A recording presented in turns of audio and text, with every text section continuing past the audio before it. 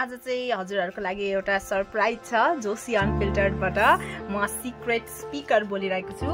यो चाहिँ हाम्रो रम बार भन्ने चकलेट हो। यसमा 4 डिफरेंट भेराइटिज पाउँछ तर हामीसँग डिफरेंट फ्लेभर थियो जस्तै वोडका थियो, जिनको थियो, विस्कीको थियो। अनि लास्टमा सकेपछि कन्टेन्टको याद आयो सो यो बनाउँदै छौं। एउटा मात्रै बाँकी छ। यो चाहिँ यसभित्र चाहिँ अल्कोहल हुन्छ। यो चाहिँ पिना कोलाडा फ्लेभर छ।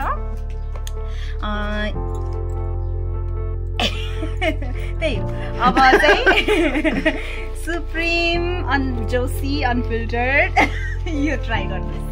ल अब ठ्याक्क 43 सेकेन्ड भएछ। 1 मिनेटको ब्लग हाल्नु हुँदैन, 2 मिनेटको हाल्नुपर्छ। यो चाहिँ हाम्रो मम्मीले एड गर्दिनु भएको हो। यो त्यो भन्दा पनि यसमा चाहिँ अब पिनाटा कोलाडा भन्ने हो। पिना चाहिँ हैन, पिना कोलाडा। पिना कोलाडा जुन चाहिँ कस्तो हुन्छ भने पाइनाएप्पल र कोकोनटको मिक्सचर वाला एउटा वोडका रम मिसाएर बनाउने एउटा टाइप अफ ड्रिंक हो। त्यति धेरै बार सम्बन्धी ड्रिंक सम्बन्धी नलेज त छैन तर पिना कोलाडा भनेको चाहिँ त्यो पाइनाएप्पल प्लस कोकोनट फ्लेभर हुन्छ यसमा। हो त्यही हो। यो चाहिँ जस भित्र चाहिँ रक्सी नै भन्दा हुन्छ हजुरहरुले हैन। यो चाहिँ अब म ट्राई गर्न लागेको छु हैन, कस्तो हुन्छ त एक्सपिरियन्स है। अब म खाएर हेर्छु।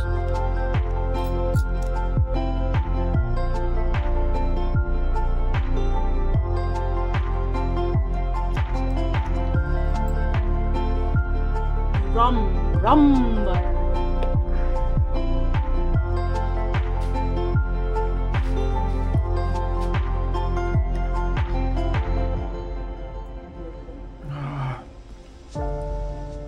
रम रम भयो सर।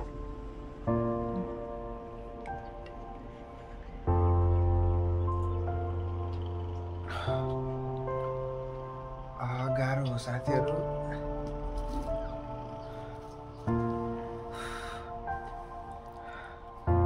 पुरै त्यो चार झान्दो रहेछ के घाँटीमा सट्ट। हजुरको यो 5th वाला गोर्खा स्ट्रङ भन्ने अझ कडा हो त।